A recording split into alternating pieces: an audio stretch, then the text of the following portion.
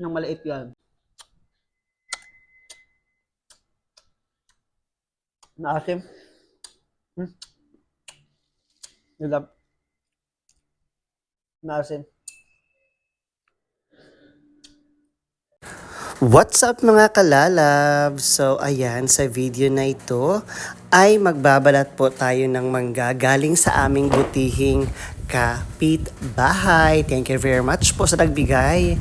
Pero bago yan, gusto kong ipakita sa inyo yung aming ulam for 1 week na naman. Actually, mga 4 days lang ito.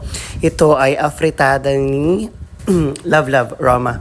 So, aalis kasi siya, pupunta siya ng Mandaluyong kasi boboto po siya doon. At ako lang po ang may iwan dito sa Pangasinan. So, after nyan ay tamang balat na po ng mangga.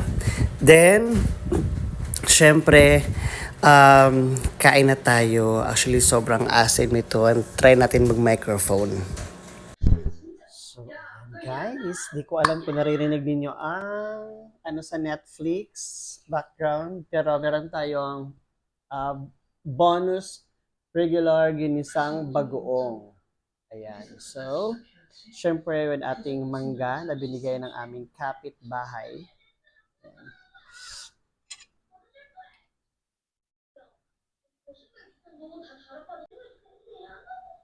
Alam niyo yung ganitong bagoong, yung amoy niya, katulad ng mga nasa probinsya na luto. So, let's try. Unang kagat, for me, syempre.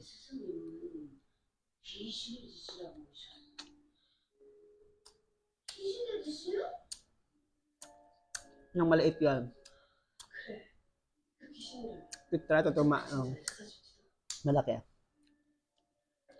Kailangan kukuha.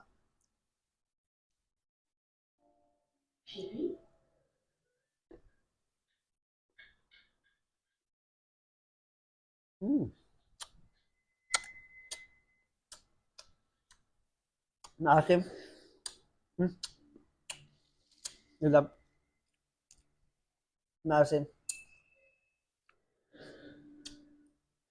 Siyempre, after ko mag-taste, ay dalawa na kami ni Love na kumakain ng mangga. Actually, kakatapos lang namin mag-dinner. So, nag-decide kami na magmangga kasi sayang naman, baka masira lang sa ref. At bumili talaga kami ng bagoong para lang dito. And by the way, thank you very much sa panunood. Kung umabot ka hanggang sa part ng video na ito, naway pagpalain ka ng Diyos. God bless.